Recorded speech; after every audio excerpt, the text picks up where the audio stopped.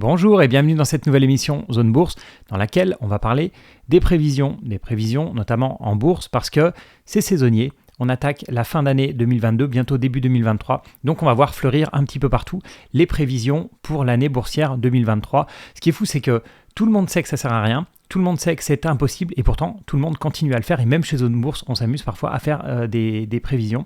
Mais c'est comme ça doit être sûrement une tradition sur les marchés financiers. Et année après année, on continue à regarder les prévisions sur les grands indices, notamment les prévisions des stratégistes des plus grandes banques pour constater à quel point ils se sont plantés.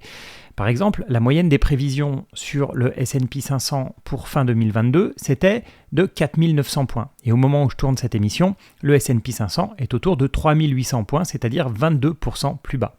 Et ce qui est drôle, c'est que même le plus pessimiste des stratégistes, c'était le stratégiste de Morgan Stanley, prévoyait 4400 points, alors qu'on est aujourd'hui 14% en dessous.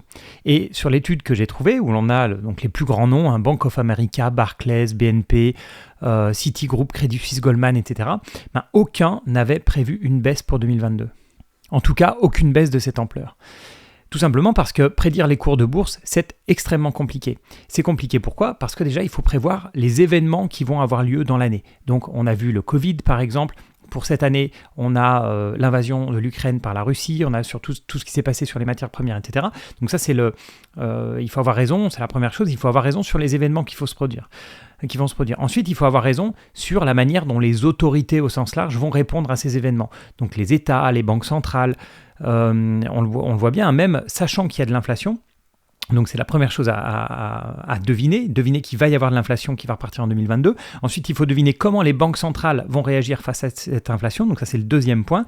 Et ensuite, il faut deviner comment les marchés financiers, eux, vont réagir aux différentes interventions des banques centrales ou des États. Donc vous voyez, c'est en 3 points. Donc vous pouvez éventuellement avoir raison sur les événements qui vont se produire, et encore qui avait prévu le Covid ou la guerre en Ukraine, mais ensuite il faut avoir raison sur les 2 autres points, donc la réaction par exemple des banques centrales, et puis ensuite la réaction des marchés aux interventions. Et je lisais récemment un vieux livre d'un ancien investisseur, André Costolani. Le titre du livre, si ça vous intéresse, c'est « Si la bourse m'était comptée ». C'est un vieux livre de 1960 que j'ai trouvé dans une brocante. Et André Costolani raconte ses expériences boursières, donc lui qui a fait fortune, puis a été ruiné plusieurs fois dans sa vie. Alors, il faut savoir que c'est vraiment un spéculateur, plus qu'un investisseur. En fait, il pariait autant à la hausse qu'à la baisse. Parmi ses plus beaux coups, ça a été de parier à la baisse pendant la Grande Dépression qui a suivi 1929, et ensuite d'avoir parié sur la reconstruction de l'Allemagne après la Deuxième Guerre mondiale, alors que beaucoup de gens pensaient que le pays serait ruiné, ne s'en remettrait jamais.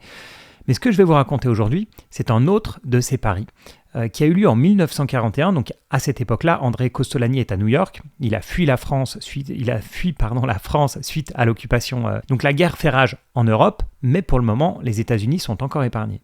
Costolani a beaucoup de liquidités à placer, il n'a pas envie de les mettre dans les actions, dans les valeurs mobilières au sens large, il pense que c'est trop risqué en période de guerre, et donc il se dit qu'il va se tourner vers les matières premières qui sont, selon lui, plus sûres pour se prémunir d'une éventuelle baisse du dollar. Alors il ne fait pas ça n'importe comment, son investissement dans les matières premières, il essaye d'être malin.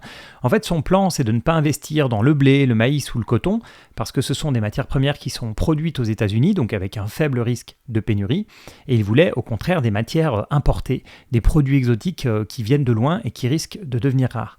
Parce qu'en fait, à cette époque, il y a un grand risque de guerre sous-marine. Vous savez, les sous-marins avaient tendance à couler les bateaux de marchandises, les fameux U-boats allemands.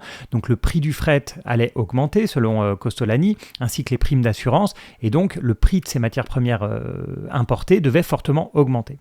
Donc André Costolani, il avait une petite liste des produits qui étaient selon lui les plus intéressants. Donc en premier, c'était le caoutchouc, donc qui venait de très loin et qui est très spécifique à fabriquer, qui ne se trouve pas du tout aux États-Unis. Ensuite, la soie, qui allait souffrir des relations avec le Japon. Puis il avait noté le poivre, l'étain et enfin la laine d'Australie, vu le nombre d'uniformes à fabriquer. Alors en théorie, tout est parfait, son plan a l'air plutôt bien conçu, mais en réalité, ça l'est beaucoup moins. Les États-Unis sont entrés en guerre peu de temps après ces investissements, donc ce qui va plutôt dans le sens de ce qu'il avait prévu, mais au final, rien ne s'est passé comme prévu, justement. Déjà, le caoutchouc, sa position phare, ça ne lui a rien rapporté, il a même perdu, parce que juste avant l'entrée en guerre des États-Unis, les stocks ont été réquisitionnés, donc vous imaginez l'effet sur les prix. Ensuite, du côté de la soie, la soie est restée stable, tout simplement parce que DuPont de Nemours, donc l'entreprise de chimie américaine, lance à ce moment-là sur le marché le nylon, enfin le lance à grande échelle. Alors, petite anecdote sur le nylon, moi j'ai toujours pensé que, j'ai lu et j'ai toujours cru que nylon, qui est un acronyme, c'était Now You Lose Old Nippon. Donc maintenant vous avez perdu le vieux Japon. Et en fait, en me renseignant pour cette vidéo, je me suis aperçu que c'était pas du tout ça. C'est une rumeur qui a couru en fait justement à cette période-là, des années 40-41. Et apparemment, c'est même sûr, DuPont de Nemours a dû se payer de la publicité dans des journaux japonais pour démentir cette rumeur. Et en fait, le nylon est bien un acronyme, mais en fait, c'est l'acronyme des prénoms des femmes, des inventeurs en fait de cette nouvelle matière synthétique dans le textile, donc qui est le nylon. Donc ce ne serait pas du tout un acronyme anti-japonais, ce serait l'acronyme de Nancy, Yvonne, Luella, Olivia et Nina, voilà, qui donnerait nylon. Mais bon, revenons à la soie.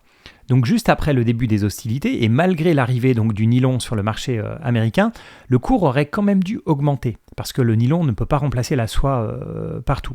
Mais à nouveau, pas de chance pour notre investisseur, nouvelle intervention de l'État, la cotation de la soie a été arrêtée et il y a eu des liquidations forcées qui ont été pratiquées au cours de la veille de la déclaration américaine de guerre. Donc deuxième échec sur la soie.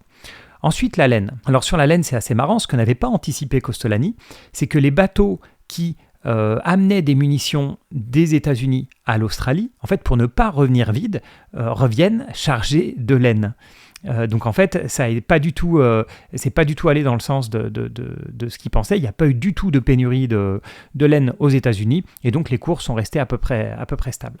Mais ce qui est intéressant, c'est qu'au contraire, toutes les matières premières locales que lui a voulu éviter, le blé, le coton, etc., ont vu leur cours exploser.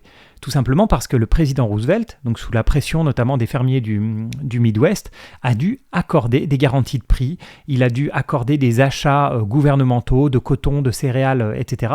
Donc finalement, contrairement à ce qu'il avait prévu, donc il avait bien prévu l'accélération de la guerre et l'entrée en guerre des États-Unis, mais il n'avait pas du tout prévu que c'était finalement les matières premières locales américaines qui allaient exploser. Et c'est vrai que ça peut paraître surprenant pour les personnes qui découvrent un peu la bourse, mais pour gagner en bourse, on n'est pas obligé de faire des paris, on n'est pas obligé de faire des paris sur des scénarios sectoriels ou sur certaines entreprises, etc. Il suffit d'investir à long terme sur des entreprises de qualité, et c'est ce qu'on fait, ce qu'on fait chez Zone Bourse, et c'est ce que je fais moi aussi de manière personnelle. Et en fait, je parie jamais sur des scénarios macroéconomiques. Je dis pas que je n'en ai pas, je suis comme tout le monde, hein, j'ai tendance à faire des prévisions de manière un peu inconsciente, mais je me méfie énormément de ça. Donc à cette période de l'année, plutôt que d'essayer de prévoir ce que vont faire les marchés en 2023, je fais ce que j'ai fait en 2022. Je suis attentif à toutes ces personnes qui font des prévisions, je les mets un petit peu de côté, et comme ça me permet dans 12 mois de rigoler un petit peu et de m'apercevoir que faire des prévisions, ça sert vraiment à rien. Voilà, merci encore de m'avoir suivi dans cette émission. N'oubliez pas de la liker si ça vous a plu, de la partager si vous pensez que ça peut intéresser d'autres personnes. Et puis, on se retrouve bientôt, soit fin 2022, soit début 2023, pour partager d'autres anecdotes de ce type-là. Merci encore et à bientôt.